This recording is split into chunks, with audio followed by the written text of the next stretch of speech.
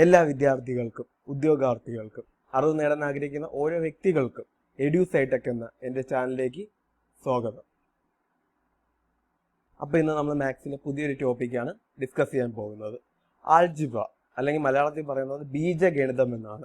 അപ്പോൾ എന്താണ് ഈ ആൾജിബ്ര, അതിൻ്റെ ആപ്ലിക്കേഷൻസ് എന്താണ്? അപ്പോൾ ഇത് പറയുമ്പം ഇത് ഏത് ക്ലാസ്സുകാർക്ക് ആണ് വേണ്ടത് അല്ലെങ്കിൽ ഏത് ക്ലാസ്സുകാർക്കുള്ള ടോപ്പിക്കാണെന്ന് നിങ്ങൾ ചോദിച്ചാൽ ഒരു ക്ലാസ്സുകാർക്കും നമുക്ക് ഇങ്ങനെ കമ്പൽസറി ഇന്ന ക്ലാസ്സുകാർക്ക് മാത്രമെന്ന് പറയാൻ പറ്റത്തില്ല. കാരണം എന്താണ്, ഇത് ഹൈസ്കൂളിൻ്റെ സ്റ്റാർട്ടിങ്, അതായത് 8ാം ക്ലാസ്സോ 7ാം ക്ലാസ്സൊക്കെ പഠിക്കുന്ന കുട്ടികൾക്ക് CBSE ആണെങ്കിൽ 7ൽ തുടങ്ങും, സ്റ്റേറ്റ് സിലബസ് ആണെങ്കിൽ 8ാം ക്ലാസ്സിൽ തുടങ്ങും, ICSE ഒക്കെ ആണെങ്കിൽ ഒരു 6ലൊക്കെ തുടങ്ങുന്ന ഒരു ടോപ്പിക് ആണെങ്കിലും ഇത് ഇന്നത്തെ കോമ്പറ്റീറ്റീവ് എക്സാമുകളായിട്ടുള്ള UPSC, PSC, SSC any exam okay എല്ലാത്തിനും വളരെ ഇമ്പോർട്ടൻ്റ് ആയിട്ടുള്ള ഒരു ടോപ്പിക്കാണ്. അതുകൊണ്ട് ഇത് അണ്ടർസ്റ്റാൻഡ് ചെയ്യുന്നത് കൊണ്ട് ആർക്കും ഒരു നഷ്ടം ഉണ്ടാവുന്നില്ല. മാത്രമല്ല ഒരു സബ്ജക്റ്റിൻ്റെ ബേസ് അറിയാതെ ആ സബ്ജക്റ്റ് മുന്നോട്ട് പോയിട്ട് കാര്യമുണ്ടോ? അപ്പം അതാണ് നമുക്ക് ഡിസ്കസ് ചെയ്ത് പോവാം എന്താണ് ആൾജിബ്ര എന്ന്. ഒരുപക്ഷെ ഇത് എനിക്ക് ഇന്ന് ഈ വീഡിയോയിൽ ഇത് മൊത്തം പറഞ്ഞു തീർക്കാൻ പറ്റത്തില്ലായിരിക്കും. എന്നാലും നമ്മൾ വളരെ ബേസിക് ആയിട്ടുള്ള ലെവലിൽ ഇതെടുത്ത് ഇതിൻ്റെ ഹൈ ലെവലിലുള്ള വീഡിയോസ് പാർട്ടായിട്ട് നമ്മൾ ചാനലിൽ അപ്ലോഡ് ചെയ്യുന്നതായിരിക്കും. അപ്പം കൂടുതൽ അറിവ് നേടാൻ ആഗ്രഹിക്കുന്ന താല്പര്യമുള്ള വിദ്യാർത്ഥികൾക്ക് കൺസെപ്ച്വൽ ഓറിയന്റഡ് ആയിട്ട്, എനിക്ക് കൺസെപ്ച്വൽ ഓറിയന്റഡ് ആയിട്ട് പഠിക്കുന്ന കുട്ടികളെ എനിക്ക് ഇഷ്ടം. അല്ലാതെ കുറെ മാർക്ക് വാങ്ങുന്ന കുട്ടികൾ ഒന്നും അറിയാതെ കാണാപ്പാടം പഠിച്ചുകൊണ്ട് പോകുകയല്ല. നിങ്ങൾ എന്താണ് പഠിക്കുന്നത് എന്നുള്ള വസ്തുതാപരമായ കൺസെപ്റ്റ്സ് നിങ്ങൾ പഠിച്ച് നിങ്ങൾക്ക് മുന്നോട്ട് പോകാൻ പറ്റുമെങ്കിൽ അതാണ് ഏറ്റവും വലിയ കാര്യം. അപ്പം അങ്ങനെയുള്ള വ്യക്തികൾക്ക് വേണ്ടി ഞാൻ തുടങ്ങിയ ചാനലാണ് എഡ്യൂസൈടെക് എന്നാണ്. അപ്പം അതിൽ ഒരു മാത്സിലെ ഒരു ടോപ്പിക്കാണ്. അപ്പം നമുക്ക് കവർ ചെയ്ത് തുടങ്ങാം. ആൾജിബ്ര എന്ന് പറഞ്ഞാൽ എന്താണ്?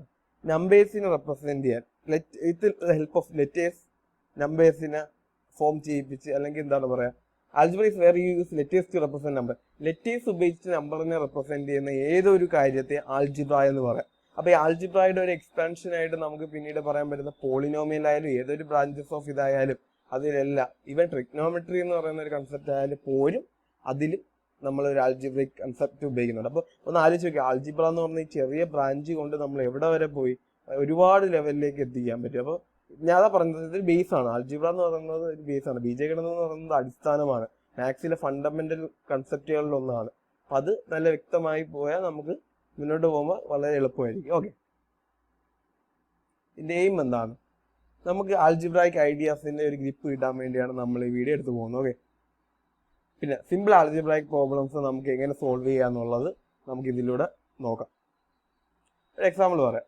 അലക്സിന് കുറച്ച് സ്വീറ്റ്സ് ഉണ്ട് കയ്യിൽ. സ്വീറ്റ്സ് എന്ന് പറഞ്ഞാൽ അറിയില്ല, മുട്ടായികൾ.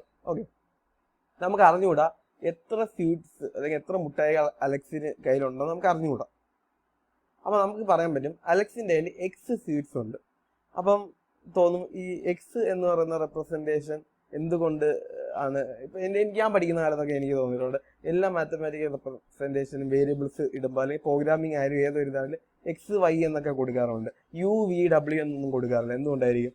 അതൊരു സ്റ്റാൻഡേർഡൈസ്ഡ് ഫോം ആണല്ലോ. X എന്ന് പറയുന്നത് എന്താ പറയുക, Xന് വേറെ റിലേഷൻ ഉണ്ട്, മൾട്ടിപ്ലിക്കേഷൻ പോലത്തെ ഒരു ഏകദേശം ഒരു റെപ്രസെൻറ്റേഷൻ ആണല്ലോ X എന്ന് പറയുന്നത്. അപ്പോൾ മാത്സിനോട് കുറച്ചുകൂടെ അടുത്ത് നിൽക്കുന്ന ഒരു ആൽഫബറ്റ് ആയിട്ട് എനിക്കും പലപ്പോഴും തോന്നിയിട്ടുള്ള X ആണ്.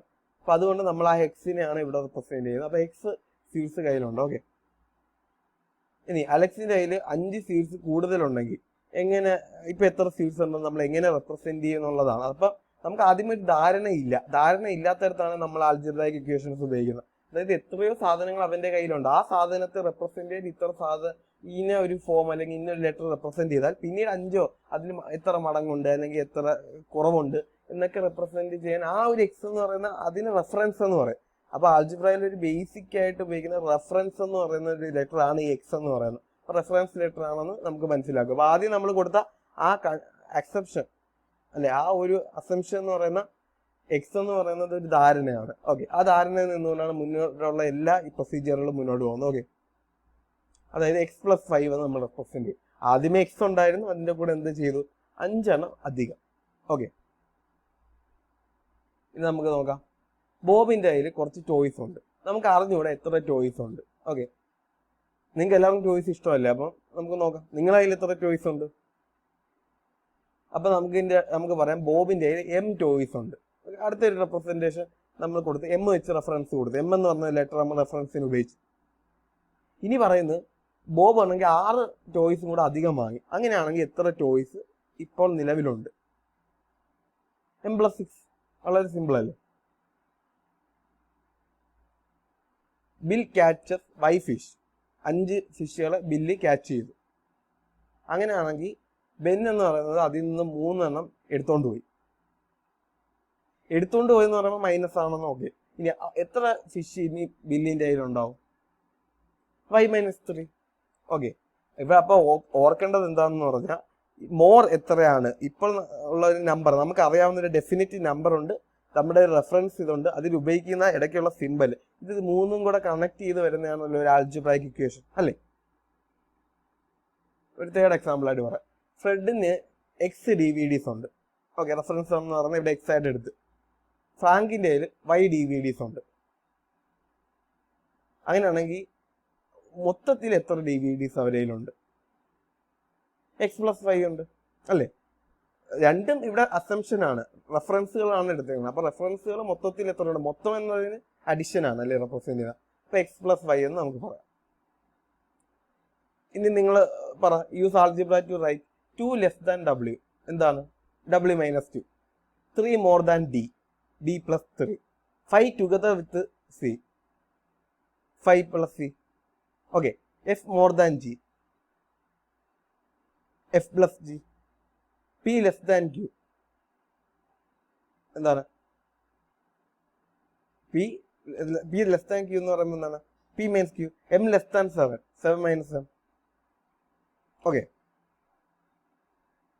W - 2, D+3, C+Y, F+G, Q - P, 7 - M.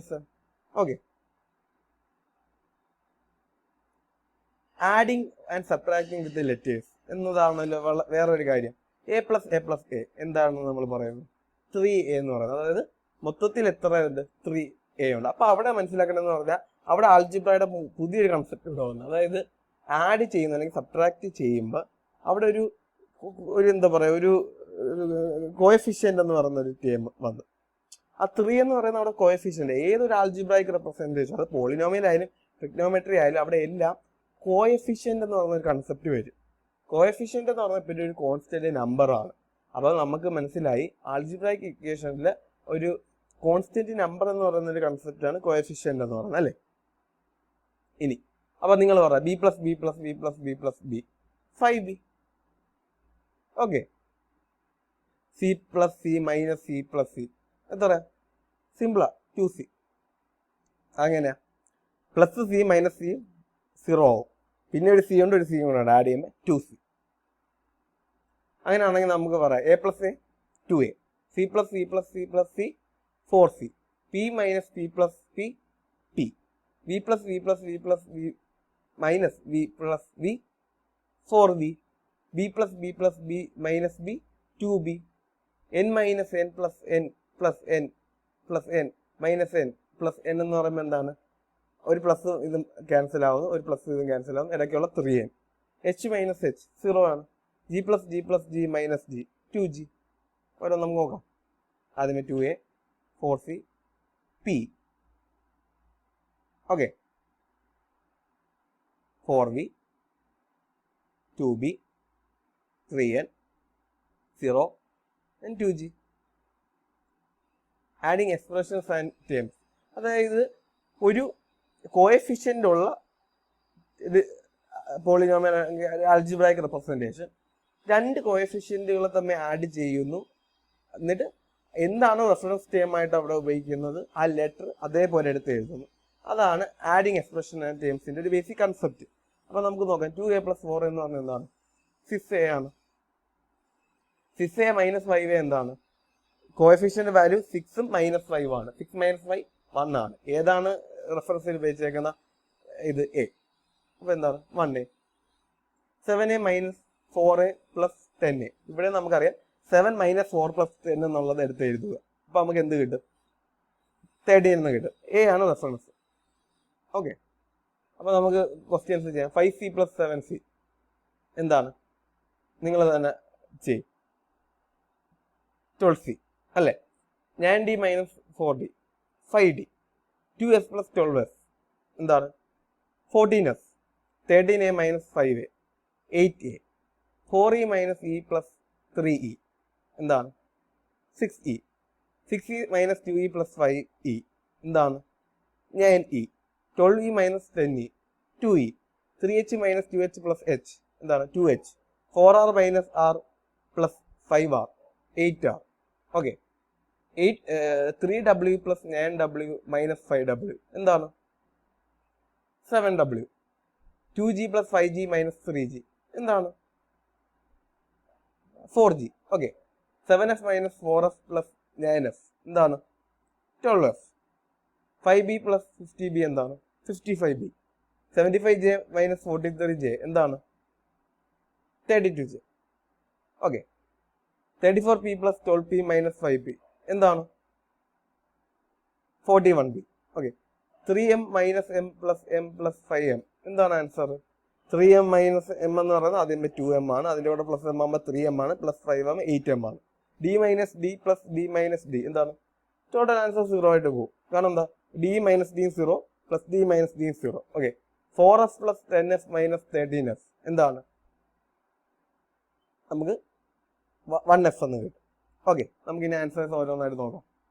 12c, 5d, 14s, 8a, 6e, 9e, 2e, 2h, 8r, 7w, 4g, 12f, 55b, 32j, 41p.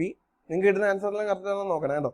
8m, 0 and final answer is F. And going negative, 3a minus 5a. It is always നിങ്ങൾക്ക് അറിയാം അഡീഷനും subtraction എന്ന് പറയുന്ന concept same ആണ്. Okay, sign മാത്രമാണ് അവിടെ vary ആവുന്നത്. അപ്പോൾ എന്താണ് 3 നേരത്തെ പറഞ്ഞതുപോലെ കോഎഫിഷ്യൻ്റ് ആയിട്ടുള്ള 3 മൈനസ് 5a എന്നുള്ളതിൽ 3 മൈനസ് 5 അതിൽ മൈനസ് 2a, അതായത് 3 മൈനസ് 5 ചെയ്യുമ്പോൾ എന്താണ് -2. അവിടുത്തെ റെഫറൻസ് എന്ന് പറയുന്ന ലെറ്റർ ഏതാണ് A. Okay, -2a. 5p plus 4p minus 12p എന്ത് കിട്ടും -3p. ഓക്കെ, കോഎഫിഷ്യൻ്റ് അതേപോലെ എടുത്തെഴുതി അതിൻ്റെ ഓപ്പറേഷൻ ചെയ്യുക, റെഫറൻസ് എന്ന് പറയുന്നത് അവിടെ എഴുതുക. അടുത്തത് എന്താണ് -5a plus 2a minus 7a അതാണ് -12a പ്ലസ് 12 -10a.